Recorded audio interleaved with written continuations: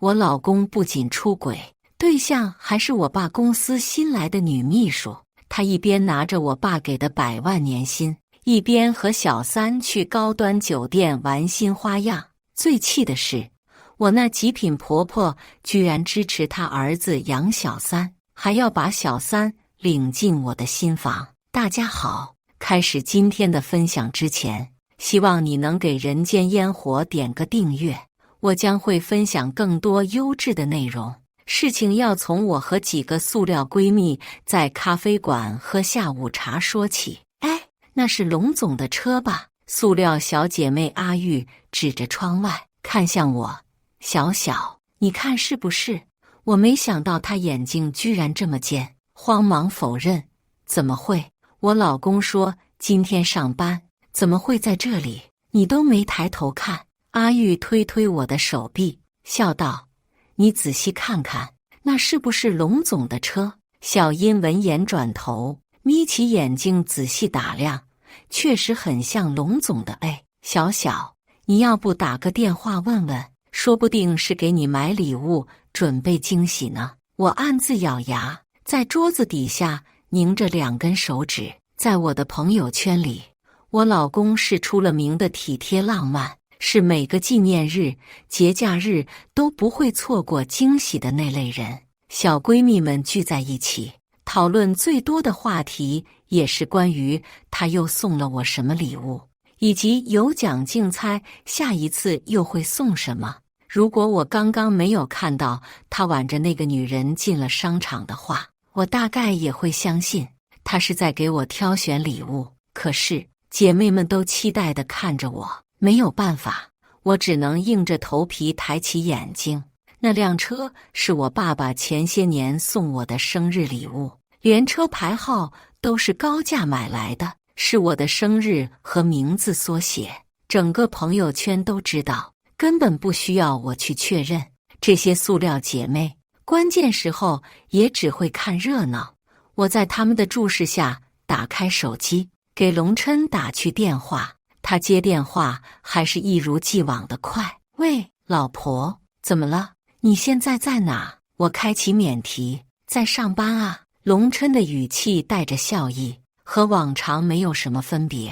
哦，我拖长音调，脑子里乱糟糟的一片，还没想好接下来要说什么。婷婷已经迅速地接过话，冲着电话那头喊，龙琛，我们怎么看到你的车在广场这里？老婆，你们在这里玩吗？龙琛没有一点慌乱，回答得十分平稳。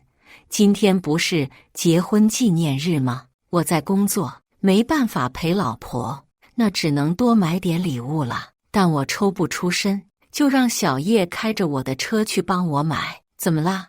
我的心一点点沉下去。小叶是他的助理，当时为了让我放心，特地找的一个男助理。可刚刚我亲眼看到他和一个女人一起进去的，哪里有小叶的影子？没事，我嗓子有点堵，可坚决不能被他们当成笑话，只能勉强换成平常那种撒娇的嗓音。谢谢老公了，晚上早点下班回来哦，想吃什么发给我，我让人去买。龙琛又说了几句话，满脑子混乱的我一点儿也听不进去，匆匆挂断了电话。他们又开始笑了，说羡慕我有个如此体贴爱我的老公。只有婷婷在桌子底下握住我的手，担忧地看了我一眼。我装作没有事情的样子，结束了整场聚会。一回家，看到手腕上闪闪发光的新手链，内心没由来的一阵堵，干脆扔到垃圾桶里。那是今天早上龙琛送我的纪念日礼物。在离开前，他亲了我一下，用愧疚的语气表明自己不能陪我过纪念日，很抱歉。在我难过的时候拿出礼物，成功讨了我的开心。我还带着这个手链出门，晃着手腕子，好好的跟婷婷他们炫耀了一番。客厅的背景墙是我和龙琛的大幅结婚海报，地点是我们共同的大学。在旁人看来，我跟龙琛是令人艳羡的一对校园情侣。我们俩颜值登对，感情稳定，大一相识，大二相恋，逃过了多数情侣毕业季分手的魔咒。一从学校里出来，我家就出钱给我们2个人办了一场盛大的婚礼。我的父母都是当地有名的企业家，哥哥也是经常做客财经杂志的新秀。因为家庭的原因，我可以说是在蜜罐子里泡大的，从来没受过什么苦。家里对我的要求也不高，只要不违反法律，什么事情都随便我去做。爸爸的口头禅只有一个：你去呗，反正家里的钱你几辈子也败不完。相比之下，龙琛的家庭就要普通很多。爸爸是职工，妈妈是家庭主妇，还有个弟弟。虽然算不上贫穷，勉强够得上小康，但也称不上多好。如果不是我执意要嫁，我妈妈是怎么都不会同意这门婚事的。也是这个背景原因在，婷婷在单独开车送我回来的路上也说，现在你们住的房子是你的陪嫁，她开的车子是你的陪嫁，就连入职的公司都是你家里的，她怎么敢出轨？活够了啊！我知道这些话都是安慰，无精打采地应了一声，也没有说话。当晚，龙琛回来很早，带着鲜艳欲滴的玫瑰花。我有意躲开了他的抱抱亲吻和所有亲密举动。回到房间，万一我看错了呢？万一他们其实没有什么呢？深夜，我辗转反侧。第二天，婷婷带我去找了实锤。龙琛和那个女人去的商场是婷婷朋友家开的，老板和婷婷关系不错，亲自出来接待了我们，把我们带到办公室。听婷婷说是蓝小姐要看，我也不敢怠慢，那个时间点的监控我都整理出来了。蓝小姐，您请过目。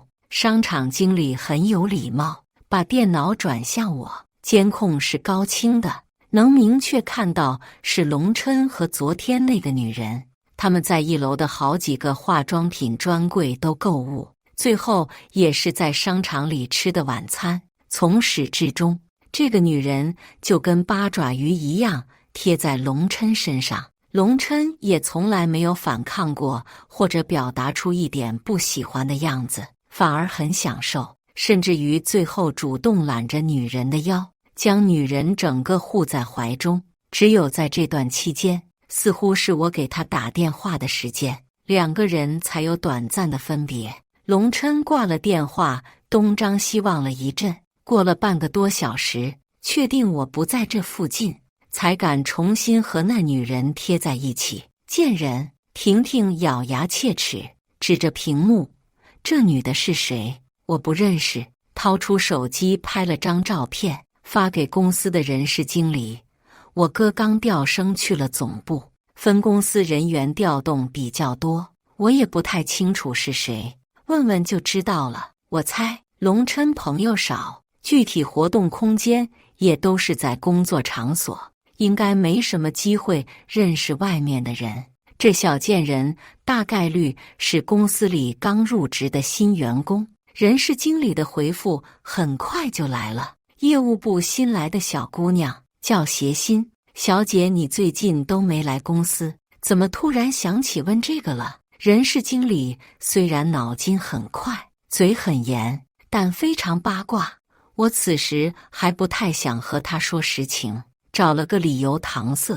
我朋友发给我的，说是最近在公司见过，挺喜欢这小姑娘的，托我给问问。这个小姑娘啊，人事经理欲言又止，发了一串省略号来。怎么说呢？反正不太老实。小姐，你多注意一点。她没有起疑，反而提醒了我，是不是她也知道了龙琛和协欣的事情？我在心里猜测，不过很快我又将自己的怀疑推翻。人事经理是我哥一手提拔上来的人，工作上不敢保证，在私人感情上一定是指向着我们家的。如果他知道龙琛和叶欣有一腿，一定会马不停蹄地来告诉我，根本轮不到我多嘴去问。我轻轻吐出一口气，眉目凝重。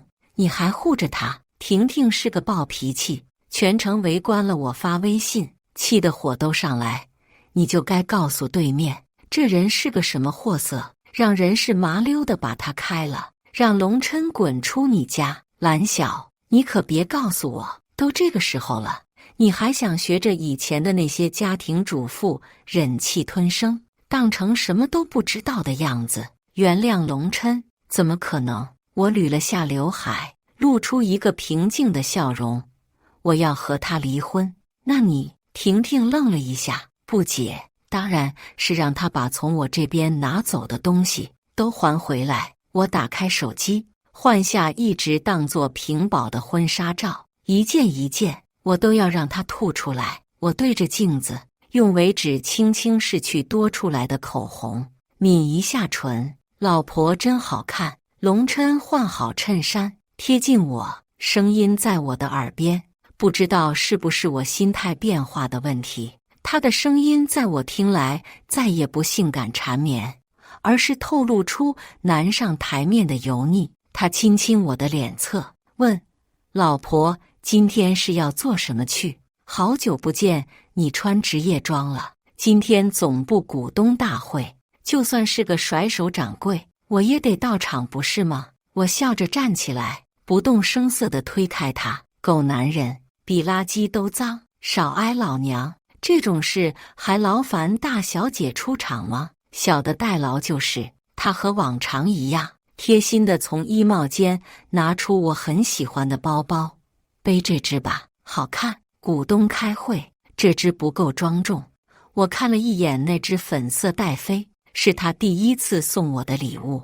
当时我们俩都是学生，就算是我奢侈品多的仓库都塞不下。看到他给我买的这只包，还是感动得泪流满面。毕竟在当时，他也只是个穷小子而已。现在再看到这只包，却想起了更多曾经的细节。那时候我好面子，希望别人都说我是个好女友，给他买了不少昂贵的礼物，包括名牌鞋和音响，总价值早就超过了这只包。可结婚后，我送他的这些礼物，却一件都没在家里看到。他说是因为自己不需要这些，有我就好。现在想来，大概是全部都卖掉填补家里了，顺便从中取一小部分给我买个包，一丝一丝而已。曾经的我真是单纯啊！我在心里冷笑，老婆考虑真周到。那我送你去总部。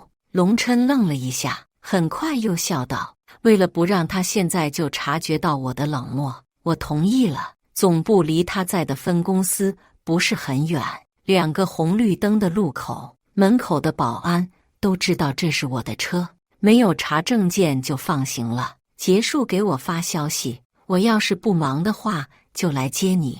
龙琛摇下车窗，一双笑眼看着我，以后要是没什么要紧的事情，开会这种复杂的事情我去帮你做就好了，别累着自己。一场会能累成什么样？我弯下身，用平常娇笑的口吻说，心里翻了一个大大的白眼。你又不是股东，瞎凑什么热闹？他还想说些什么，忽然立住了，收起了所有多余的表情，规规整整地喊了一声哥。我一回头，果然是哥哥来了。我哥本来就不是话多的性格，加上一直都不太待见他，对他的态度一直冷冷淡淡的，只点了点头当招呼，揽着我的肩膀往里走。太阳打西边出来了，一直到走进大楼内部，哥哥才放开我。大小姐今天居然有空亲临视察工作，这个时候你不应该在美容院浪费时间，呵护你那张价值连城的脸吗？败家子也有醒悟的那天不是？我反问，这次醒悟的稍微有点过了。你跟我说要离婚的时候，我都吓了一大跳。哥哥走进电梯，面上带笑。我愚蠢的妹妹终于开窍了，怎么不直接离婚，早日脱离苦海？我在电梯中站定，看着门一点点的合上，摇了摇头。那可不行，他龙琛从我们家拿走多少东西，都是因为家里纵容我才给的。现在我要跟他分开，他拿走的，我得连本带利全部讨回来。哥哥没再说什么，用行动全部支持我。次日，我空降分公司，我不怎么来这边。人事变动之后，这里的人对我都不算眼熟，唯有几个留下来的老人还认得我。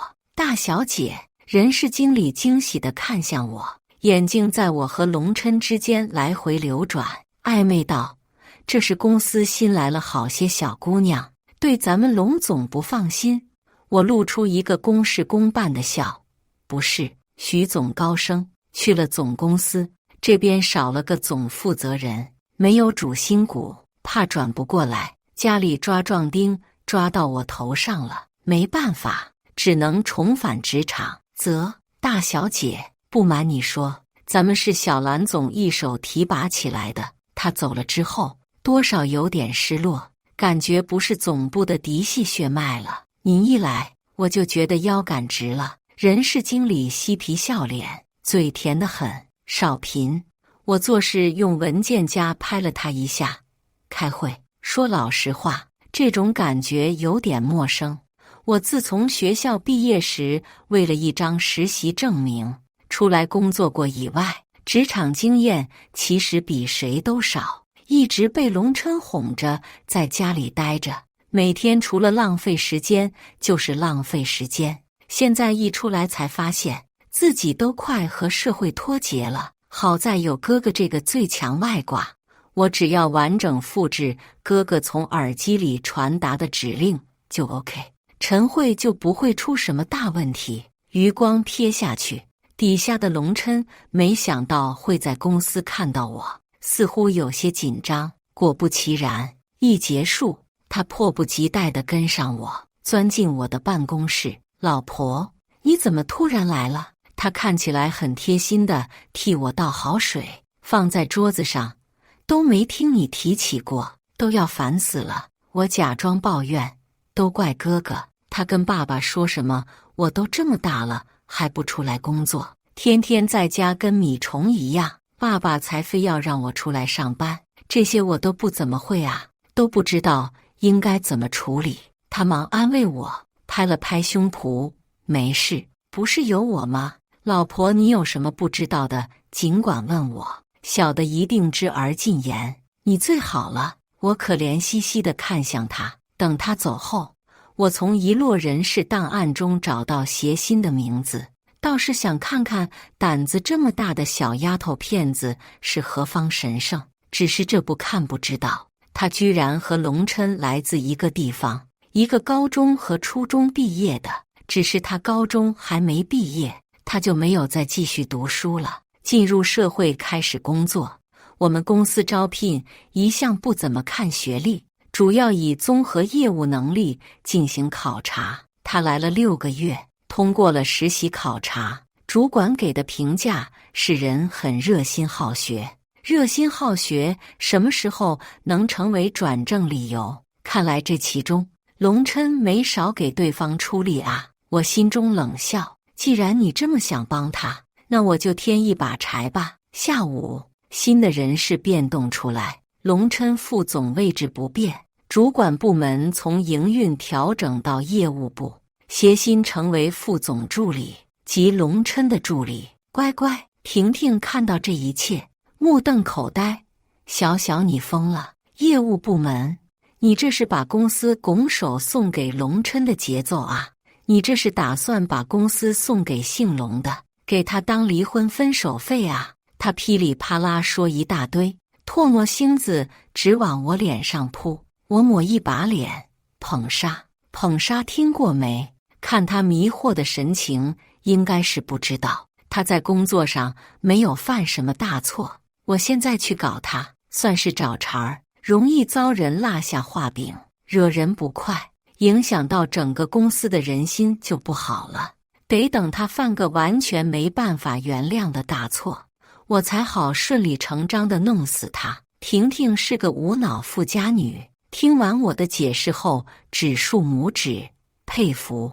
不愧是万恶资本家的小孩，搞脏的这么顺手，家学渊博啊！滚蛋！我笑骂他，一时分不清他是想骂我还是夸我。你再帮我个忙，我从便签上撕下一张纸，写了个地址给他。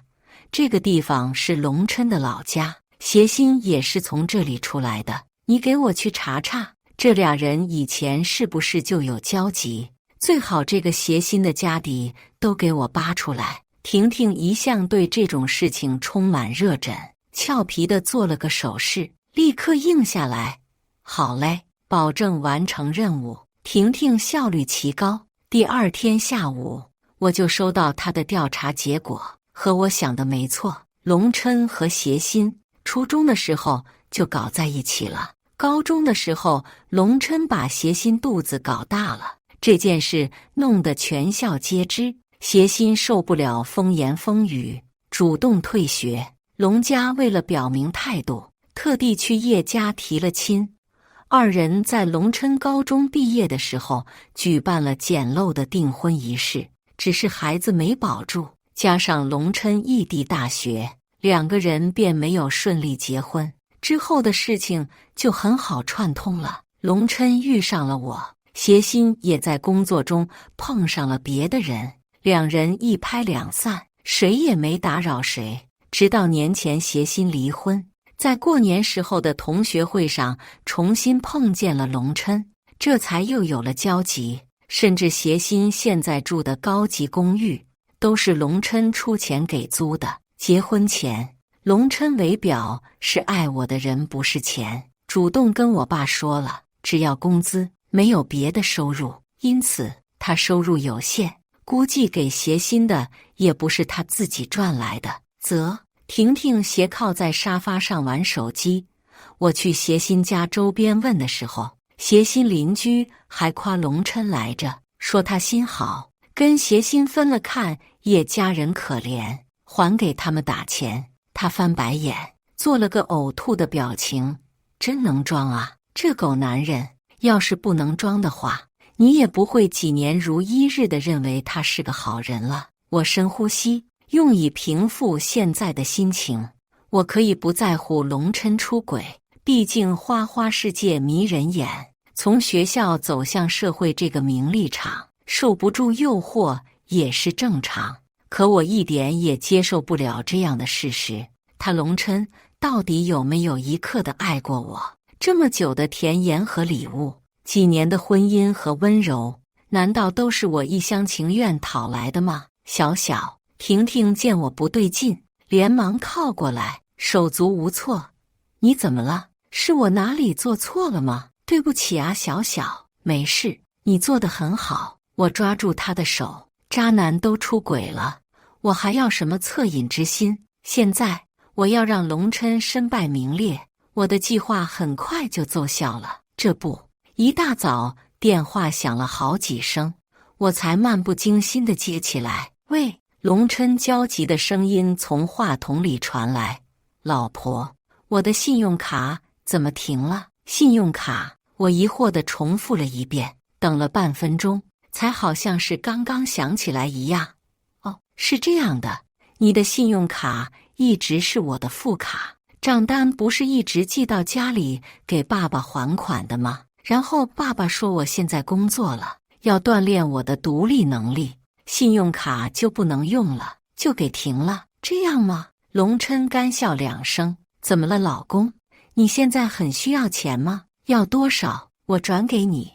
我跟很关心他一样的问。实际上，我对他现在缺钱的原因一清二楚。今天他带着协心一起出差跑业务，按理说公司给订了房，不过带小情人出去嘛，男人的自尊心总想让他换个好点的酒店，好点的酒店也意味着更高的消费。信用卡用不了，工资卡又在我的手上，估计他现在是该捉襟见肘了，才会想到给我打电话。龙琛啊，龙琛，认识了你这么多年，对于你自尊心强、爱虚荣的毛病，我可是看得一清二楚。也正是因为他自尊心强，当我说要给他转钱的时候，他也是绝对不会答应的。呵，死要面子的软饭男。没事，果然如我所料，他支支吾吾地搪塞过去，很快挂断了电话。另一边，龙琛的男助理也给我发了消息：大小姐，协新出来了，看起来很高兴的样子。去了对面商场，龙琛在酒店里站了一会儿，还是订了套房。这个小叶一直是为我们家服务的，在成为龙琛的助理之前，他先是我哥的私人助理。好的，我知道了。我迅速将手上工作处理完成，驱车回家。大平房外已经有人在等着我了。大小姐，是哥哥找来的装修队，把这几个房间打通之后，我一个人住，不需要这么多房间。儿童房去掉，衣帽间扩大1倍。这面墙，我指着客厅那幅巨大的结婚海报，内心平静，给我砸成碎片。曾经我也渴望和龙琛有个自己的孩子，也怀过孕。那孩子很是聪明，知道他爹不是什么靠得住的人，选择了自己离开。我的身体也因此一直都不是很好，一直在调理。龙琛的所有东西我都打包好，送到了外头的酒店。我的东西也专门请人送回爸爸家里。这个房子是我的陪嫁，渣男一点也别想沾手。小小，出乎意料的，我正站在家里监工，突然有人闯进来了，是龙琛他妈。哎，你们这是干什么？小小没事做，你突然砸家干什么？他一进来就大呼小叫，身后还跟着另一个中年女人，烫着不成功的卷发，身材发福臃肿，满脸的算计和精明。妈，我换了笑脸，流畅地说出早就准备好的台词。这不是龙琛出差，我想给他个惊喜吗？今年弟弟要高3了，这边教育更好，龙琛不也是一直想着把你们接过来享福吗？我就趁着他出差，找了人来装修房子，装修好了之后，把这个房子给你们住啊，给我们住。龙琛他妈脸上的每一条褶子都散发出喜悦。你说真的？小小，那你和龙琛住哪里？我一摆手，我们还能没有房子住？到时候在隔壁再买一套就是。您年纪大了，是该好好享福了。他笑得合不拢嘴，招手叫来后面的中年女人，炫耀道：看吧，我就说我儿媳妇人好吧，我都没主动提出要来，她都准备好了。是好，是好。那女人附和，搓着手在房子里绕了2圈，感叹：真大啊这里。我盯着她的脸，从她的五官中看出邪心的影子。好啊，感情龙琛出轨这件事也是有家里人默许的。寒暄2句，我离开这里，去了一趟银行。在结婚初期，我和龙琛在银行开了一个家庭账户。这些年，我勤勤恳恳理财，龙琛的绝大多数工资和奖金都在这个账户里。里头的数目虽然不算巨额，但也不少。当然，这么多对我来说不算什么，就是不想把这些年的辛苦全部浪费给一个混蛋。不能直接转给我爸，到时候离婚不好掰扯。我给龙琛打了个电话，听对面的喘息声，就知道他们在套房里玩得多开心。龙琛问我怎么了，我说刚刚爸爸给我打电话，说新开了个盘，觉得更适合我们，现在住的房子可以给你妈妈转到你们家名下。果然，龙琛一听就愣住了。真的？我还骗你不成？我笑道：爸，他不是一直不喜欢我吗？龙琛难以置信，咱俩结婚都多少年了，是一块石头也该捂热了。爸哪有你看上去那么严肃？这房子你要不要？刚刚我还看见妈了，要我就去跟妈说，现在就可以签合同。龙琛还在犹豫，可大概是对面的邪心戳了他，他嘶了一声，同意了。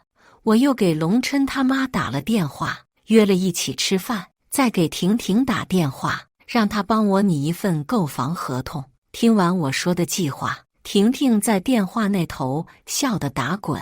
哎呦，小小，蓝大小姐，蓝小小，你当年但凡有你这2周的一点心眼，你都不带看上龙琛那个死渣男的。你等着，我现在就找人给你做合同。少废话，快点的。知道了，知道了。大小姐，哎，你有没有想过，你婆婆那么精明的一个人，万一仔细看合同的话怎么办？她看到你给她的钱只够定金的，根本不够支付之后的尾款，她不签了怎么办？婷婷那边传来敲键盘的声音，应该是在找人写合同了，所以你还得帮我一个忙。我说，帮我伪造一个检查单，说我怀孕了的。从我们结婚开始，他妈就一直想要个孙子，一直没能实现。有了这个检查单，发现自己有孙子了，他绝对乐得找不着边了。此时丢下一个大馅饼，不愁他不吃。要是再问，就是我爸看到我怀孕的消息，成功放下了对他们的戒备，想对亲家好一点，也没什么不能理解的。计划非常顺利，如我所愿，他妈签下了高达1000万的购房合同，并且将我们这几年小家庭的所有财产当作定金，全部转给了我爸爸。定金只是个形式，妈妈，我乖巧地给他夹菜，都是一家人。我爸爸还会找你们要钱吗？再说了，龙琛现在大小是个副总，就算真要钱，他给不起呀，给到我爸爸那，最后不都是我们的吗？那是那是。龙琛他妈低头吃菜。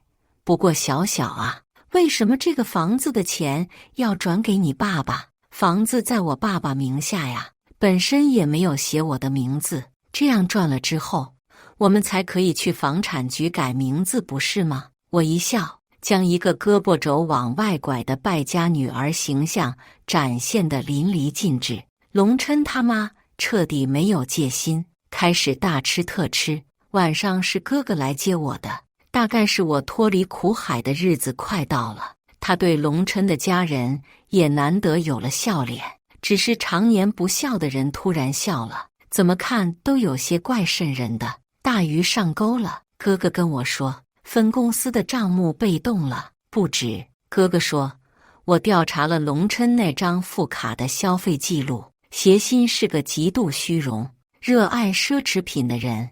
龙琛那张副卡的消费金额很高，现在他手上没有存款，信用卡也被停了，公司账目他不敢明目张胆地动。我就让总部的财务把上个季度分公司的奖金提前发给了他，让他发给大家。我听着还有些惊诧，好大的胆子，连奖金也敢动。放心，等他东窗事发，这些账会一笔一笔收回来的。还是我家小妹聪明，知道专门让他们去消费高、奢侈品店多的大城市出差，勾起叶心的消费欲望，这才给了哥哥我可乘之机啊！听哥哥几十年如一日的宠溺语气，我鼻子一酸，想起这些年来我为龙琛和家里吵的架，更觉得自己不是个东西。对不起。哥哥扶着方向盘看了我一眼，有什么好说对不起的？小姑娘家家的，年轻的时候不懂事，喜欢和坏男孩一起，有什么的？现在醒悟也不晚。那不是因为这些年哥哥都把持着我的经济吗？不然说不定家都被我败完了，全拱手送人了。放心，哥哥漫不经心，咱爹妈努力了一辈子，家底没这么薄。我被他逗笑了。回到家里，哪怕结婚好多年了，妈妈还是把我的房间收拾得干干净净，催促我赶紧去睡觉，第二天还要上班。我抱着他磨叽了一会儿，才回到房间。龙琛已经乐不思蜀了，这么长时间连条微信都没发，挺好的，让他现在多沉浸在温柔乡里吧，等之后可就没这么好运了。第二天，婷婷问我什么时候收网，她已经迫不及待了，买好了所有看热闹必备的香烟、瓜子、小零食，就等着去分公司坐着看热闹了。我说，1周后，龙琛回来，上班的第一天，婷婷兴奋的像是要返祖，嗷嗷叫了好久。龙琛照常带了礼物回来，发现自己的东西都在酒店。我已经搬回了家，去了我们的婚房。装修师傅跟他说的和当时我跟他说的也完全不一样，心下疑窦横生。此时我也懒得再装下去，决裂之日哪有那么多力气维持表面和气。婷婷一早陪我来了公司，坐在办公室里，打开百叶窗，真的翘起二郎腿嗑瓜子，看透明玻璃外的盛况。哥哥用了一点小手段，让总部的人以小道消息的途径，将奖金下发到龙琛卡中的消息告诉了众人。也有嘴快的已经问了龙琛，可龙琛的钱拿去挥霍了，只能矢口否认。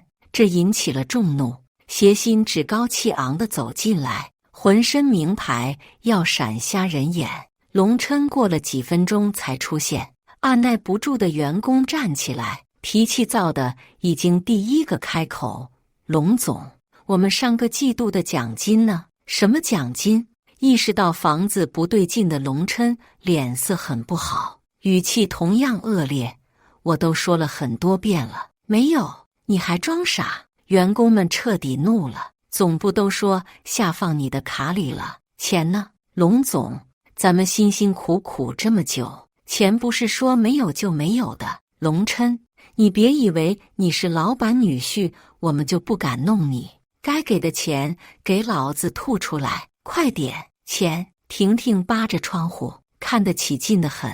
你不出去掺和一脚？我扬扬下巴，怎么能不去呢？她兴奋得没了边际，瓜子一扔，还装模作样的往手掌呸呸2下，一副摩拳擦掌要大干一场的架势，大步流星地冲了出去。他很勇猛，在一片混乱里抓住了企图往角落躲的叶心，大力摁着肩膀，一下推到火药中心。众人有片刻的沉默。哟，婷婷夸张得很，这款包我记得才上市没多久吧？咱们这都没得卖的，得去别的城市买吧。谐星，这包挺贵的啊，10几万呢，你一个小职员怎么买得起的？此话一出，瞬间引起沸腾。我站起来，是时候给这对狗男女添一把火了，这不是很容易就知道了吗？我推开门走出去，挑衅似的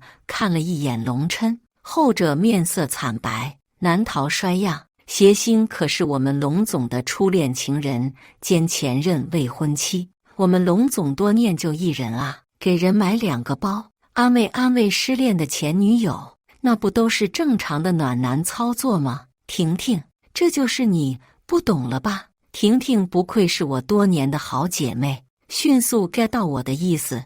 那确实，认识龙总这么多年了，也知道龙总念旧，买个包确实不算个什么，但记得给前女友买包，不记得给大家发奖金。哎，我记得这个包底好几人的奖金了吧？龙总，你别是咱小小停了你的信用卡，你就只能用大家伙的奖金给老情人买包吧？龙琛面色复杂地盯着我，像是看一个陌生人。是啊，今天我换了吊带裙，化了浓妆，做了头发，不再是以前跟他在一起那副小鸟依人的模样，从头到尾气质都有了一个大的改变。他于我而言的确不是陌生人，是我从来没有读懂的豺狼虎豹。我拿出工作证，走到他面前，皮笑肉不笑，帮他整理领带。龙琛，我是分公司的总经理蓝小小，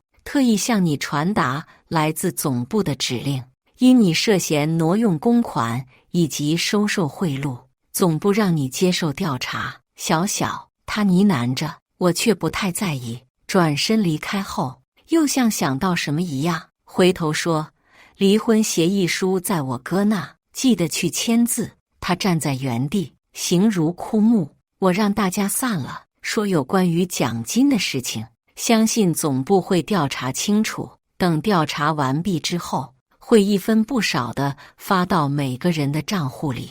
闹剧就此消散。我回到办公室，拉下百叶窗，心中畅快不已。但是我想到这么多年的感情，最后以此结尾，也是不算漂亮。没事，婷婷跟进来安慰我，咱们小小漂亮又多金，追求者那是遍布大街小巷。现在单身多潇洒，一个人住大平层，城市夜景尽收眼底，不香啊！我能有什么事？离开渣男，我多高兴啊！我同他说，忍不住闷声笑了。我不知道哥哥用了什么手段说服他跟我离婚的，大概率是威逼吧。我们的最后一次见面是在民政局，他妈也在。至于那房子，交了定金，他们交不起尾款，房子只能继续给我住，定金签了合同也不退，加上他挪用的公款和奖金，不仅不剩多少钱，反而还背上了公司的巨额债务。他妈看我的眼神不再亲切热络，反而散发着一股怨毒的气味，恨不得扒我的皮，吃我的肉，喝我的血。我毫不在意。让我完全没想到的是，协心和他妈居然也出现在这里。他低声安慰龙琛他妈，说没事，少了一个毒舌媳妇，还有一个孝顺媳妇在。龙琛和他妈的脸色才算舒缓了一些。我冷笑两声，也不知道他们是装傻还是真的不清楚。协心当年的离开，真的是因为龙琛和我在一起了吗？当年的孩子，真的是协心一不小心自己摔跤滑落了吗？消息网四通八达的婷婷早就找到了协心当年的前夫，一个还算有点资产的乡镇企业家。协心堕过胎不止一次，现在已经没办法怀孕了。我坐在位置上，摆弄新买的美甲，闲聊似的开口。当时她跟前夫在一起的时候，前夫还有家室，是她以肚子里的孩子相逼，要挟对方原配，才得以登堂入室。之后继续跟你保持联系，伪装恋爱关系，直到你跟我谈恋爱之后，等你提出的分手。我抬起眼，笑意盈盈。龙琛，你真当叶心爱你？龙琛不信，冷哼一声。蓝小小，你以为所有人都像你一样的心机恶毒？瞧瞧，我忍不住笑出了声。在一起的时候，老婆甜心真可爱，不在一起，我的人设怎么突然就翻天覆地的变了？我不答他的话，只笑着望向协心。协心不敢与我对视，往后畏缩一下。我偏了偏头，笑道：隔壁就是医院，你们去查一查就知道叶心有没有生育功能了。龙琛沉了脸色，当着我的面牵起协心的手，我们现在就去。叶心不动，可神色已经慌了。龙琛他妈已经按捺不住了，伸手拽过协心，拖着人就要走出民政局。还有协心，我也劝你们好好考虑考虑。龙琛毕业之后就一直在我们家工作，看在曾经是老板姑爷的份上，给他开了不少后门。实际上龙琛的能力一塌糊涂，完全不足以支撑起一个家。现在还有高额负债，婚后负债就是双方的事情了。怕是，我眼神下飘，落在他的名牌包上，这些东西就要没有了吧？协心脸色惨白，露出犹豫的神色。这婚我们不结了。协心的妈妈迫不及待地宣布，扒开龙琛他妈的手。不结！龙琛他妈当场尖叫起来，我儿子还不想娶你女儿这个破鞋呢。龙琛给了你们那么多钱，你们赶紧给我还回来，那是龙琛给我们欣欣的青春补偿费，凭什么还给你们？协心妈妈扭着身子想要挣脱，你个小贱人，连孩子都不是我们家的，还说什么补偿？龙琛他妈也不管是公众场合，即刻大闹起来，扯着协心的头发就将他摔倒在地。贱人，都是你个贱人，害得我们龙琛变成这个样子，都怪你！我那前婆婆怒骂不止，巴掌也不停地往邪心脸上扇去。邪心被打得惨叫连连，一张妆容精致的脸五官扭曲，伸手去拽龙琛的裤脚。龙琛避之不及，反倒看向我：小小，对不起小小，是我鬼迷心窍，是我做错了事，一切都是我的错。小小，你原谅我这一回吧，曾经令我沦陷，而如今只叫人反胃的甜蜜重新盛满他的眼睛。我抖了抖一身的鸡皮疙瘩，只觉得恶心。还没等下令让保镖把龙琛扔走，女人凄厉的尖叫已经在大厅回荡。龙琛叶心匍匐在地上，精心卷过的头发缠成一团，像乱糟糟的海草。你不可以这样，我为你付出了那么多，你就这么对我？龙琛，你还是人吗？龙琛再无爱恋，恶狠狠地瞪着他：闭嘴，贱人，都是你！如果不是你，我和小小一定是最幸福的。他一边说着，一边向我走来。我嫌恶地往后退了2步，身旁2个彪形大汉站了出来，一左一右架起龙琛。你们放开我！龙琛吼：我可是你们的姑爷，你们要搞清楚。保镖当然不理他，架着他到柜台办理了离婚手续。一路上有看热闹的群众举着手机拍照，我也不管。手续结束，我坐在椅子上，慢悠悠地补了个口红，戴上墨镜，离开这里。渣男被保镖甩在了大厅，3个女人还在扭打，保安已经赶到，剩下的事情和我无关，我自由了。以上就是今天分享的故事。大家有什么想说的、想吐槽的，欢迎在下方评论交流，也更希望能给人间烟火点个订阅，我将会分享更多优质的故事内容。